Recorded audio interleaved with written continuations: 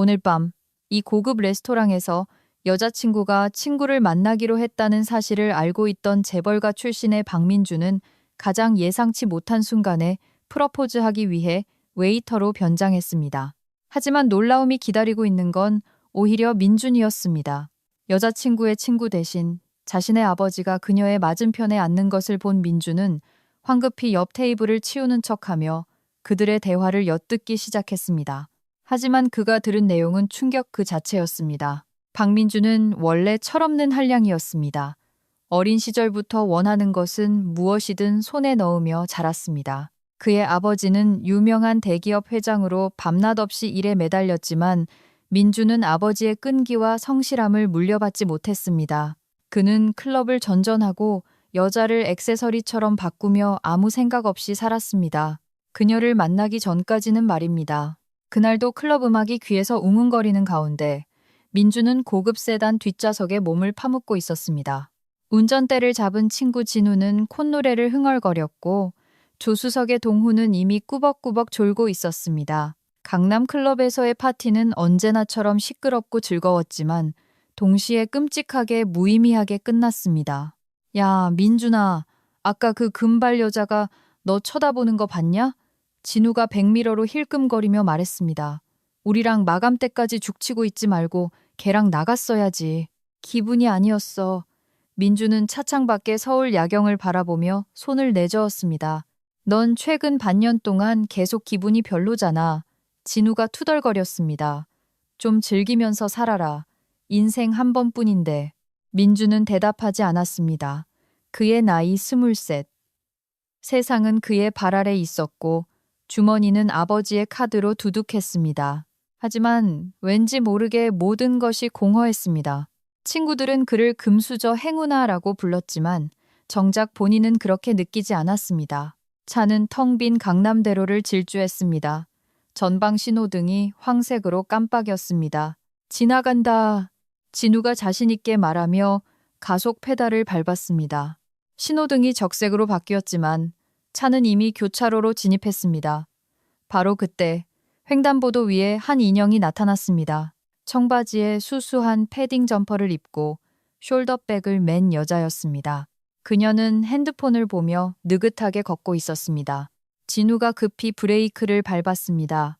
차체가 미끄러지며 타이어 타는 냄새와 날카로운 비명음이 울려 퍼졌고 보닛은 여자에게서 불과 1m 떨어진 곳에 멈춰 섰습니다. 여자는 고개를 들더니 사색이 되어 그 자리에 얼어붙었습니다. 이 미친 여자가 눈을 어디다 달고 다니는 거야. 진우가 창밖으로 고개를 내밀며 얼굴을 붉히고 소리쳤습니다. 여자는 도로 한복판에 서서 가방을 가슴에 꼭 껴안고 있었습니다. 손은 떨리고 있었지만 눈빛만은 매서웠습니다. 돈으로 면허 샀다고 도로가 다 내 건 줄 아냐. 이 쓰레기야. 그녀가 한 발짝 다가오며 소리쳤습니다. 뭐? 이게 진짜? 진우가 차문을 열려고 했지만 민준이 그의 어깨를 꽉 잡았습니다. 그만해. 내 잘못이잖아. 민준이 낮지만 단호하게 말했습니다. 뭐? 무슨 소리야? 저 여자가 네가 빨간불에 달렸잖아. 민준은 차문을 열고 내렸습니다. 저 여자 말이 맞아. 네가 사람 칠 뻔했다고. 진우는 궁시렁거렸지만 차 안에 남았습니다. 조수석의 동우는 잠에서 깨어 어리둥절한 표정으로 주위를 살폈습니다. 민주는 여자에게 다가갔습니다.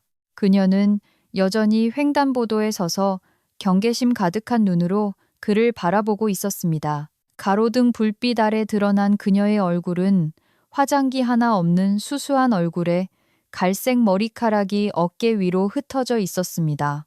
거리에서 흔히 볼 수 있는 평범한 여대생 같았지만 그녀의 눈빛에는 무언가 특별한 것이 있었습니다. 제 친구를 용서하세요. 민준이 말했습니다. 명백히 제 친구 잘못입니다. 다치신 데는 없으세요? 아니요. 그녀는 마른 침을 삼켰습니다. 그냥 좀 놀랐을 뿐이에요. 가시는 길이 멋인가요? 기숙사요. 20분 정도 걸려요. 이 시간에 혼자는 위험합니다. 민주는 차 쪽을 돌아보았습니다. 진우는 일부러 다른 곳을 보고 있었습니다. 제가 바려다 드리겠습니다. 여자가 미간을 찌푸렸습니다. 왜요? 친구 녀석의 잘못을 사과하고 싶어서요. 민준이 어깨를 으쓱했습니다. 제 이름은 박민준입니다. 이지은이에요. 잠시 망설이던 그녀가 대답했습니다. 이름이 예쁘네요. 그녀는 눈을 흘겼지만 입가에는 아주 희미한 미소가 스쳤습니다. 그거 제가 200번은 들은 상투적인 작업 멘트인 거 아시죠? 그럼 다시 말하죠.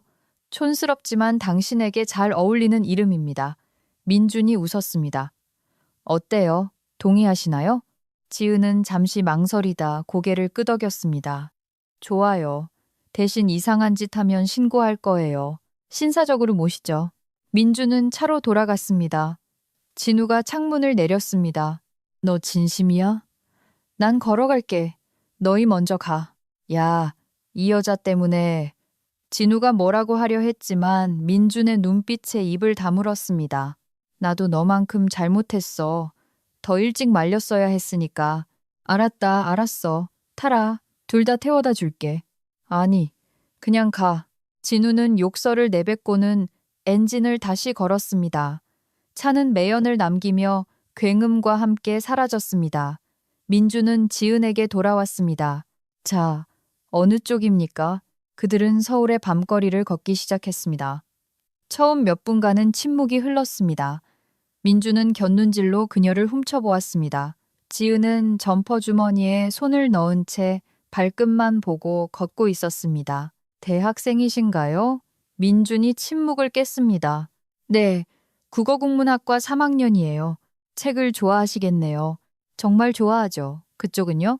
전 경영학 쪽입니다. 아버지가 사업을 좀 아셔야 한다고 해서요. 아셔야 한다고 생각하시는 건가요? 아니면 강요하시는 건가요? 민준이 헛웃음을 지었습니다. 정확하시네요. 강요죠. 딱히 반항할 생각도 없었지만요. 어차피 할 일도 없으니까. 슬픈 이야기네요. 지은이 그를 쳐다보았습니다. 본인이 진짜 하고 싶은 일은 없어요? 솔직히 모르겠어요. 한 번도 생각해 본 적이 없어서. 이상하네요. 왜요? 누구나 자기가 좋아하는 게 뭔지는 알아야죠. 그래야 사는 재미가 있잖아요. 민주는 생각에 잠겼습니다. 정말로 그는 무엇을 위해 살고 있을까? 파티, 술값이 있을 때만 붙어 있는 친구들, 아버지의 인맥, 그쪽은 있어요? 진짜 좋아하는 거? 그가 물었습니다. 그럼요. 전 책 읽는 것도 좋고 서울 성곽길 걷는 것도 좋아해요. 가을 냄새랑 헌책방 냄새도 좋고 비 오는 날 집에서 따뜻한 차 마시는 것도 좋아요. 지은은 꾸밈없이 담백하게 말했지만 그 목소리에 담긴 진심이 민준의 마음을 따뜻하게 했습니다. 행복한 사람 같네요. 항상 그렇진 않지만 좋은 점을 보려고 노력해요. 그들은 공원길로 접어들었습니다. 가로등이 낙엽 쌓인 길을 비추고 있었고 멀리서 개 짖는 소리가 들렸습니다. 학생이세요? 아니면 일하세요? 지은이 물었습니다. 명목상 학생인데 학교는 잘 안 나가요. 아버지가 다 알아서 해주시니까. 그게 만족스러우세요? 전에는 그랬죠. 민준이 솔직하게 털어놓았습니다. 지금은 잘 모르겠네요. 그들은 좋아하는 영화, 음악, 살면서 겪은 웃긴 일들에 대해 끊임없이 대화했습니다. 지은은 어릴 때 부모님이 강아지를 못 키우게 해서 고양이를 배낭에 넣고 가출하려 했던 이야기를 해주었습니다. 민주는 정말 오랜만에 진심으로 크게 웃었습니다. 고양이가 도망가는 걸 동의했나요? 동의는커녕 5분 만에 옆집 현관에서 울어대서 다 들켰죠. 지은이 웃었습니다. 덕분에 강아지는 결국 키우게 됐지만요. 어릴 때부터 협상의 달인이셨네요. 민준이 놀렸습니다. 전략가라고 해주세요. 그녀가 정정했습니다. 생각보다 빨리 기숙사 앞에 도착했습니다. 민주는 이 밤이 끝나는 것이 아쉬웠습니다. 다 왔네요. 지은이 입구에서 멈춰 섰습니다. 데려다 주셔서 감사해요. 전화번호 좀 알려주실 수 있나요? 민준이 툭 내뱉었습니다. 지은이 놀란 듯 눈썹을 치켜 올렸습니다. 왜요? 커피 한 잔 대접하고 싶어서요. 제 바보 같은 친구를 대신한 사과 겸 해서요. 사과는 데려다 주신 걸로 충분해요. 그럼 당신과 이야기하는 게 즐거워서요. 민준이 그녀의 눈을 똑바로 바라보았습니다. 진심으로요. 지은은 잠시 침묵하더니 고개를 끄덕였습니다. 알겠어요. 찍으세요. 민주는 심장이 빨라지는 것을 느끼며 번호를 저장했습니다. 내일 연락할게요. 그가 약속했습니다. 기다려보죠. 그녀는 미소 짓고 기숙사 문 뒤로 사라졌습니다. 민주는 불 켜진 창문을 바라보며 한참을 서 있었습니다. 그리고 핸드폰을 꺼내 메시지를 보냈습니다. 박민준입니다. 잘 자요, 지은 씨. 답장은 거의 바로 왔습니다. 잘 자요. 그는 미소를 지으며 택시를 잡으러 갔습니다. 아주 오랜만에 내일이 빨리 오기를 기다리게 되었습니다. 그 후 며칠은 꿈만 같았습니다. 민주는 매일 지은에게 연락했습니다. 그들은 카페에서 만나고 고궁을 산책하고 영화를 보았습니다. 그녀는 비싼 레스토랑이나 명품 선물을 요구하지 않았습니다. 그저 그의 관심이면 충분했습니다. 한 달 후 그는 자신이 사랑에 빠졌다는 것을 깨달았습니다. 태어나서 처음으로 느끼는 진짜 사랑이었습니다. 지은은 그의 주변에 있는 여자들과 달랐습니다. 계산적이지 않았고 내숭 떨지 않았으며 척하지 않았습니다. 그녀는 진짜였고 소박했고 정직했습니다. 그들의 연애는 1년간 이어졌습니다. 민준의 인생에서 최고의 1년이었습니다. 그는 무의미한 파티를 끊었고 친구들과의 만남도 줄였습니다. 진우가 잡혀 사는 놈이라고 놀려댔지만 상관없었습니다. 그는 처음 만났던 그 횡단보도 근처 공원에서 프러포즈했습니다. 지은은 눈물을 흘리며 말을 잇지 못하고 고개를 끄덕였습니다. 사랑해. 민준이 그녀의 손가락에 반지를 끼워주며 속삭였습니다. 나도 사랑해요. 그녀가 눈물 젖은 목소리로 대답했습니다. 이제 부모님께 인사시키는 일만 남았습니다. 민주는 걱정하지 않았습니다. 부모님도 지은을 받아들일 것이라 확신했습니다. 이렇게 좋은 여자를 어떻게 반대할 수 있겠습니까? 하지만 그의 착각이었습니다. 일요일, 그들은 성북동의 본가로 향했습니다. 지은은 긴장해서 원피스 자락을 만지작거렸습니다. 민주는 그녀의 손을 꼭 잡았습니다. 다 잘 될 거야. 약속해. 아버지는 거실에서 그들을 맞이했습니다. 어머니는 와인잔을 든 채 소파에 앉아 있었습니다. 두 사람은 마치 지은이 비싼 페르시아 카펫에 흙이라도 묻힌 것처럼 경멸 어린 시선으로 쳐다보았습니다. 그러니까 이 아이냐? 아버지가 차갑게 물었습니다. 네, 인사하세요. 제 약혼녀 이지은입니다. 민준이 자랑스럽게 그녀의 어깨를 감쌌습니다. 약혼녀라. 어머니가 싸늘하게 비웃었습니다. 민준아, 우리끼리 얘기 좀 하자. 무슨 얘기요? 전 지은이와 함께 듣겠습니다. 토 달지 마라. 아버지가 목소리를 높였습니다. 당장 서재로 따라와. 민주는 주먹을 꽉 쥐었지만 따를 수밖에 없었습니다. 지은은 창백하게 질린 채 거실에 홀로 남겨졌습니다. 복도 끝 서재에 들어서자마자 아버지가 돌아섰습니다. 네가 미쳤구나. 저런 근본 없는 애랑 결혼을 하겠다고? 그런 식으로 말씀하지 마세요. 내가 판단한다. 넌 내 아들이고 그룹의 후계자야. 너한테는 우리 수준에 맞는 좋은 집안과 학벌, 인맥을 가진 여자가 필요해. 저런 기숙사 촌구석에서 나온 가난뱅이가 아니라.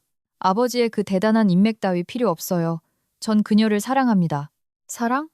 아버지가 코웃음 쳤습니다. 아직 어리고 멍청하군. 사랑은 지나가지만 조건에 맞는 아내는 평생 남는 법이다. 전 지은이와 결혼할 겁니다. 허락하시든 안 하시든요.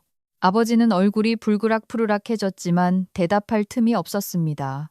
거실에서 소란스러운 소리가 들렸습니다. 민주는 뛰쳐나갔습니다. 지은이 눈물 범벅이 된 얼굴로 거실 한가운데 서 있었고 어머니는 여전히 차갑고 무심한 표정으로 앉아 있었습니다. 지은이한테 뭐라고 하신 거예요? 민준이 소리쳤습니다. 사실을 말했을 뿐이다. 어머니가 차분하게 대답했습니다. 내가 저 아이에겐 과분한 사람이고 저 아이도 그걸 알고 있다고 말했지. 지은은 고통서린 눈으로 그를 바라보았습니다. 미안해요.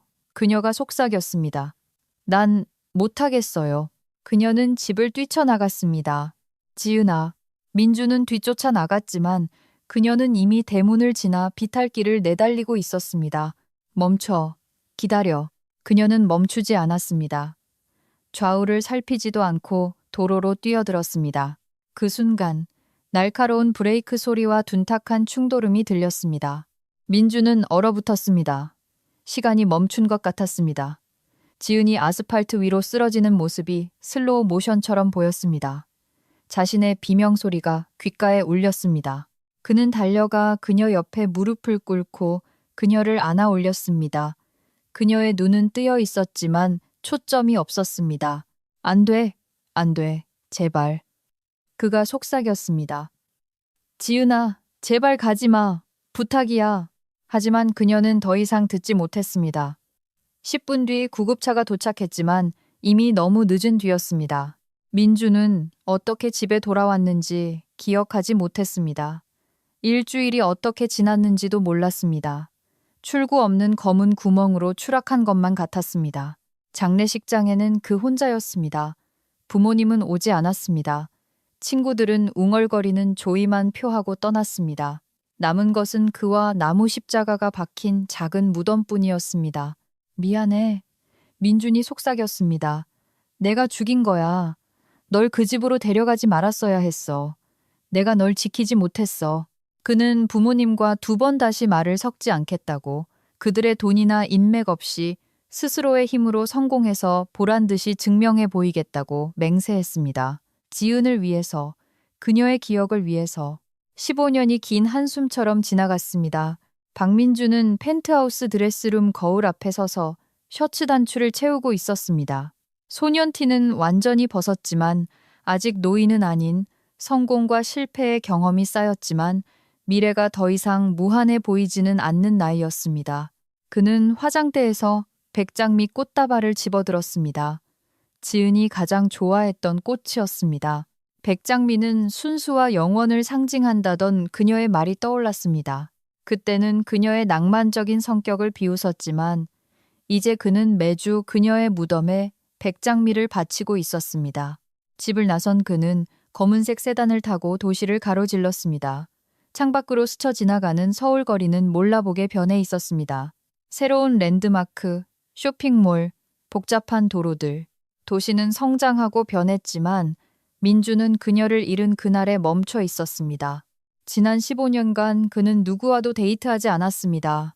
사업 파트너, 식당, 거리에서 여자들이 관심을 보였지만 맨손으로 제국을 건설한 성공한 사업가인 그는 정중한 무관심으로 벽을 쌓았습니다. 그의 심장은 지은과 함께 묻혔고 다시 꺼낼 생각은 없었습니다. 김수진을 만나기 전까지는 말입니다. 3개월 전 우연히 들른 삼청동의 작은 카페였습니다. 그녀는 창가에 앉아 책을 읽고 있었고 햇살이 그녀의 갈색 머리카락을 금빛으로 물들이고 있었습니다. 민주는 멈춰 섰습니다. 심장이 덜컥 내려앉았습니다. 옆모습, 목선, 책을 읽으며 입술을 오므리는 습관까지 모든 것이 지은을 떠올리게 했습니다. 그는 홀린 듯 그녀의 테이블로 다가갔습니다. 실례합니다.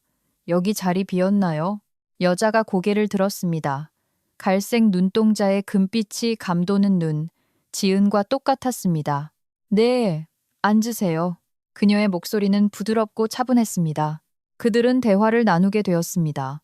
김수진은 프리랜서 번역가였고 헌책과 산책을 좋아했습니다. 그녀는 지은처럼 꾸밈 없고 환하게 웃었습니다. 만남이 거듭될수록 민주는 운명이 자신에게 2번째 기회를 주었다고 확신하게 되었습니다. 수지는 상처 입은 영혼에 바르는 연고 같았습니다. 그녀 곁에서 그는 다시 삶으로 돌아오는 것을 느꼈습니다. 15년간 쌓아 올린 벽이 무너져 내렸습니다. 하지만 수진에게 키스할 때마다 지은의 얼굴이 겹쳐 보였습니다. 수진의 손을 잡을 때마다 아스팔트 위에 차가운 손이 떠올랐습니다. 죄책감이 그를 놓아주지 않았습니다. 자신이 행복해질 자격이 있는지, 다른 여자를 사랑하는 것을 지은이 용서할지 알 수 없었습니다. 추모공원은 경기도 외곽의 조용한 숲속에 있었습니다. 민주는 익숙한 길을 따라 걸었습니다. 지은의 묘지는 잘 정돈되어 있었습니다. 관리인을 고용해 항상 신경 쓴 덕분이었습니다. 비석에 박힌 그녀의 사진, 세상을 다 가진 듯 웃고 있는 그 미소. 민주는 한쪽 무릎을 꿇고 꽃다발을 내려놓았습니다. 손가락이 떨렸습니다. 그는 차가운 비석을 어루만졌습니다. 안녕, 내 사랑. 그가 속삭였습니다. 오랜만에 와서 미안해. 일이 많았다는 건 핑계겠지. 바람이 나뭇잎을 스치고 지나갔습니다. 멀리서 까마귀 소리가 들렸습니다. 너한테 꼭 할 말이 있어. 그는 말을 고르느라 잠시 멈췄습니다.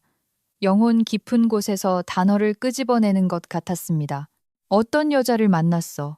입 밖으로 내뱉자 가슴 한구석이 옥죄어 왔습니다. 그는 사진을 똑바로 쳐다볼 수 없어 고개를 숙였습니다. 너랑 너무 많이 닮았어, 지은아. 소박하고 밝고 긍정적인 게.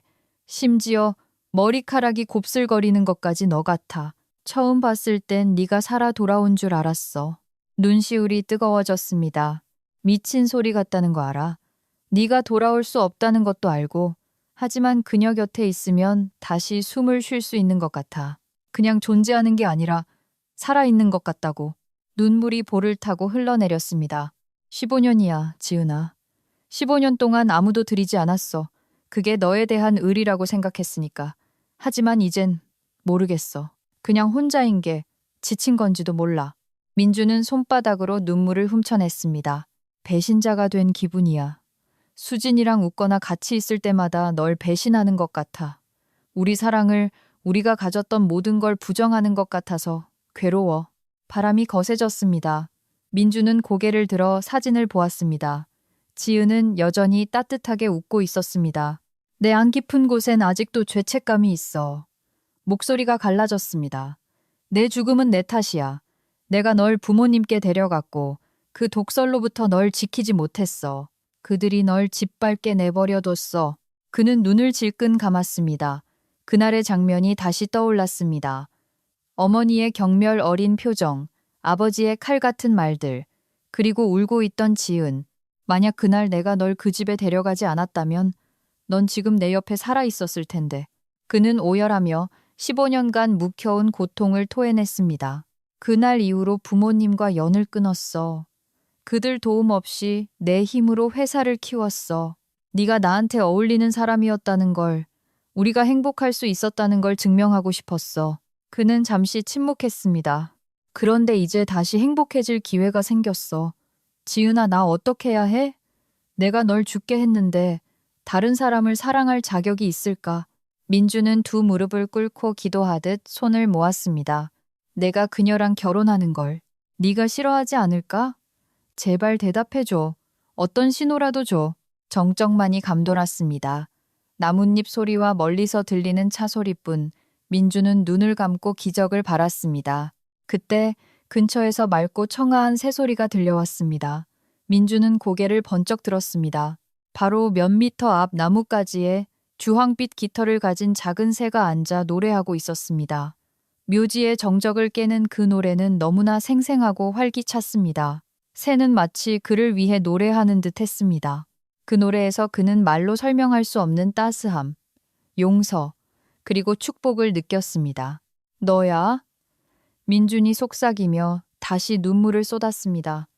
내가 대답해 주는 거야? 새는 노래를 마치고 나뭇가지 사이로 날아가 버렸습니다. 민주는 새가 사라진 곳을 바라보며 15년 만에 처음으로 어깨를 짓누르던 무거운 짐이 덜어지는 것을 느꼈습니다. 죄책감이 완전히 사라진 건 아니었지만 이제 살아갈 자격이 있다는 것, 행복해져도 된다는 것을 깨달았습니다. 지은이 그를 놓아준 것입니다. 고마워, 내 사랑. 그가 울먹이며 말했습니다. 기회를 줘서 고마워. 넌 영원히 내 가슴 속에 있을 거야. 절대로 잊지 않을게. 그는 일어서서 비석을 쓰다듬었습니다. 항상 찾아와서 그녀 이야기를 해줄게. 내가 행복하다는 걸, 이제 평안을 찾았다는 걸 알려줄게. 민주는 가벼워진 발걸음으로 묘지를 나섰습니다. 주차장에 도착한 그는 차에 올라 시동을 걸었습니다.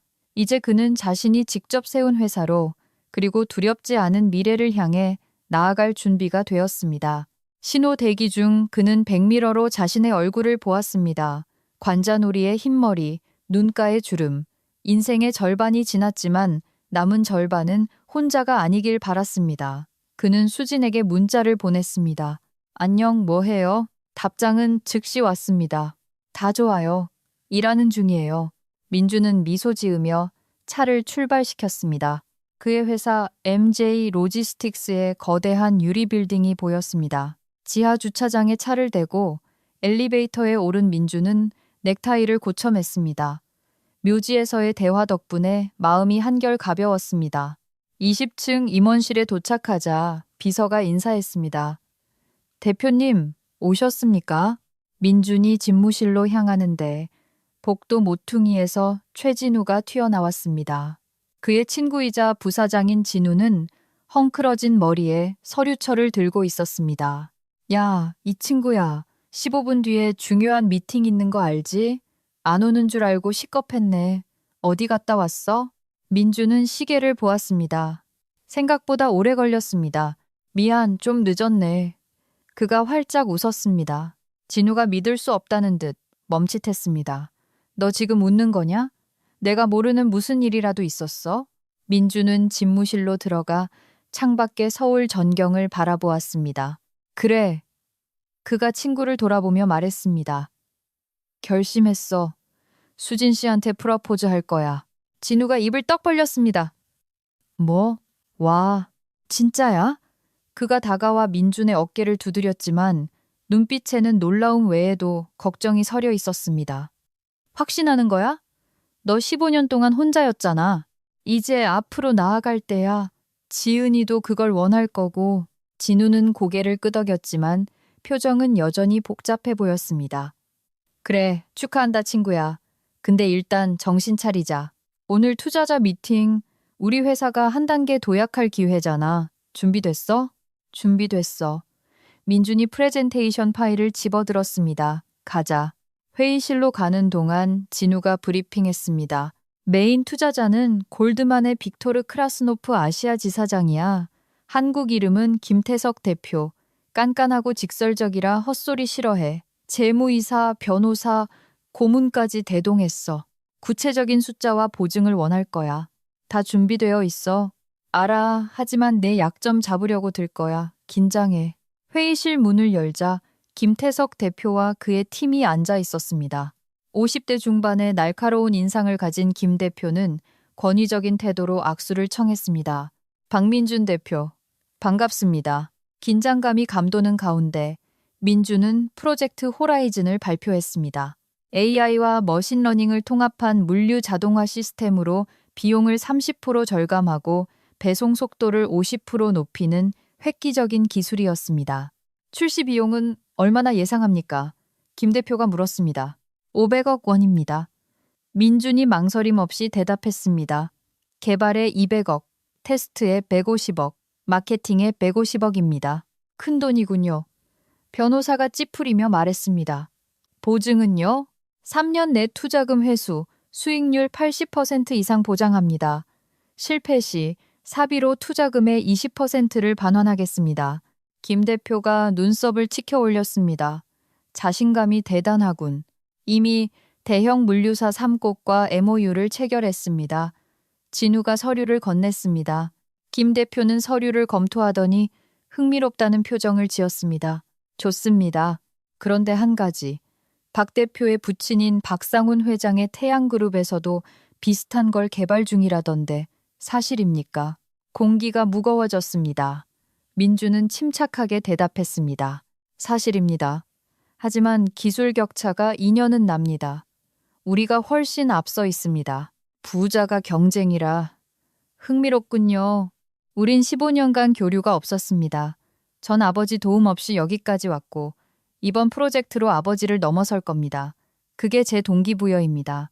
김 대표가 껄껄 웃었습니다. 솔직해서 마음에 드는군. 젊은 시절 나를 보는 것 같아.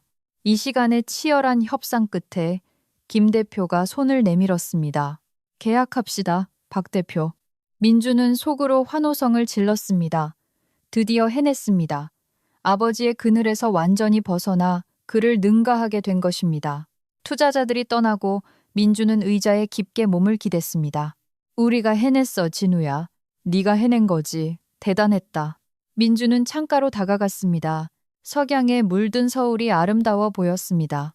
아버지가 알면 뭐라고 할지 궁금하네. 아마 길길이 날뛰시겠지. 진우가 서류를 정리하며 말했습니다. 그리고 조심스럽게 물었습니다. 진짜 수진 씨한테 프러포즈 할 거야? 응. 박민준, 친구로서 하는 말인데. 난 수진 씨에게서 지은 씨가 보여. 너무 닮았어. 네가 수진 씨 자체를 사랑하는 건지, 지은 씨의 대용품을 찾는 건지 걱정돼. 수진이는 대용품이 아니야. 난 그녀를 사랑해. 정말 확실해? 절대적으로.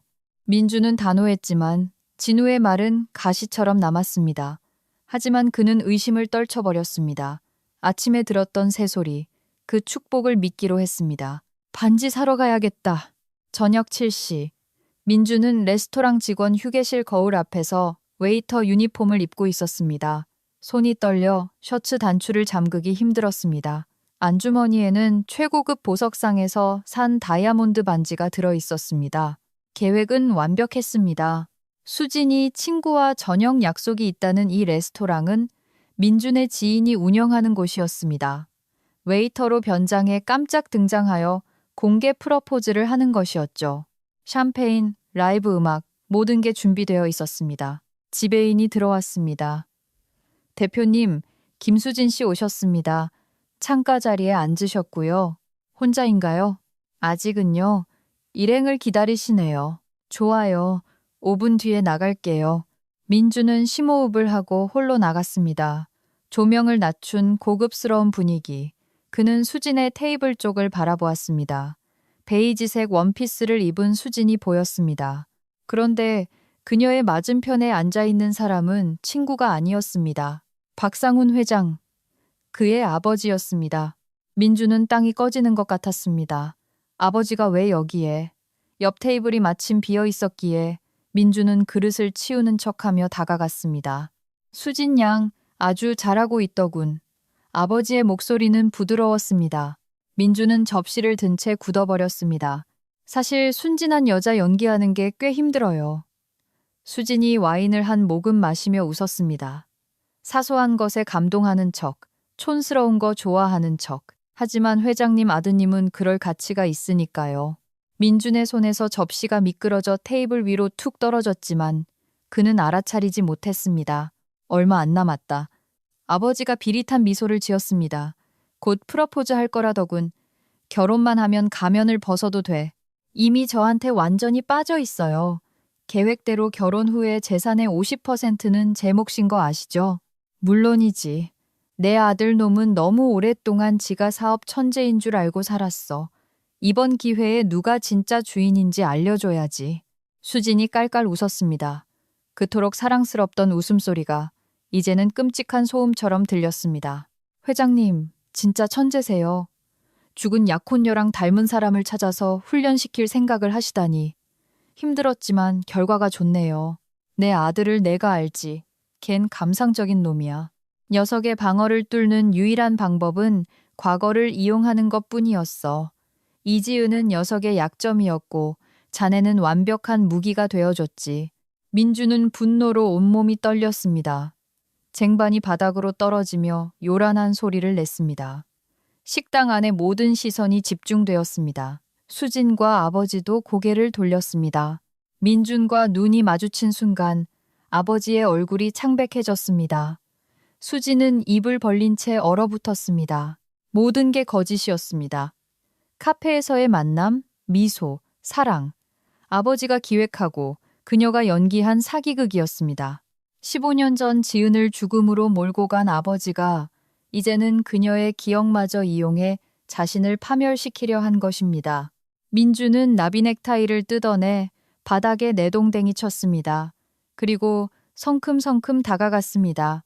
민준 씨, 수진이 일어나려 했지만 그는 그녀를 무시하고 아버지에게 향했습니다. 아들아, 진정하고. 민준의 주먹이 아버지의 얼굴에 장렬했습니다. 퍽 소리와 함께 박 회장이 의자와 함께 뒤로 넘어갔습니다. 입가에서 피가 터져 나왔습니다. 당신이 꾸민 짓이야? 민준이 울부짖었습니다. 가짜를 만들어서 날 속여. 민준 씨, 제발 내 말 좀 들어봐요. 수진이 팔을 뻗었지만 민준은 그녀를 벌레 보듯 쳐다봤습니다. 너. 목이 메어 말이 나오지 않았습니다. 사랑했던 여자의 얼굴을 한 괴물. 그는 뒤도 돌아보지 않고 출구를 향해 걸어갔습니다. 웨이터 조끼를 벗어 던졌습니다. 민준 씨, 기다려요. 수진의 외침을 뒤로하고 그는 거리로 뛰쳐나갔습니다. 차가운 밤 공기가 폐를 찔렀지만 숨을 쉴 수가 없었습니다. 가로등 기둥을 붙잡고 그는 오열했습니다. 지은아, 미안해. 내가 바보였어. 널 모욕했어. 레스토랑 문이 열리고 수진이 따라 나왔습니다. 민준 씨, 설명하게 해줘요. 설명? 민준이 헛웃음을 지었습니다. 아버지가 고용한 배우라고? 내 돈을 노리고 사랑하는 척 했다고? 뭘 더 설명할 건데? 처음엔 그랬어요. 그녀가 울며 소리쳤습니다. 하지만 진심으로 사랑하게 됐어요. 당신 돈 필요 없어요. 닥쳐. 민준이 차갑게 말했습니다. 더 이상 역겹게 굴지 마. 그는 어둠 속으로 사라졌습니다. 민준은 3일 동안 펜트하우스 밖으로 나오지 않았습니다. 커튼을 치고 어둠 속에 누워만 있었습니다. 핸드폰은 수진과 진우, 회사 임원들의 전화로 쉴 새 없이 울려댔지만 받지 않았습니다. 이튿날 수진이 찾아왔습니다. 문을 두드리며 울면서 빌었습니다. 민준 씨, 제발 문 좀 열어줘요. 다 설명할게요. 정말 사랑해요. 그녀의 목소리를 듣는 것 자체가 고문이었습니다. 가! 민준이 소리쳤습니다. 다신 내 눈앞에 나타나지 마. 그녀의 발자국 소리가 멀어질 때까지 그는 귀를 막고 있었습니다. 사흘째 되던 날, 진우가 찾아왔습니다. 그가 가져온 비상키로 문을 열고 들어왔을 때 집안은 난장판이었습니다.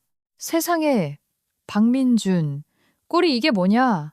진우는 술병과 쓰레기를 치우며 한숨을 쉬었습니다. 민주는 소파에 시체처럼 누워 있었습니다. 설명해봐. 도대체 무슨 일이야? 진우가 위스키 2잔을 따라 하나를 건넸습니다.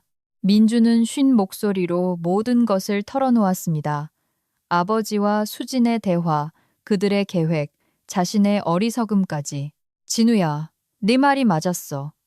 민준이 자조적으로 웃었습니다. 너무 닮아서 의심했어야 했는데 내가 너무 외로웠나 봐. 지은이가 보내준 선물이라고 믿고 싶었어.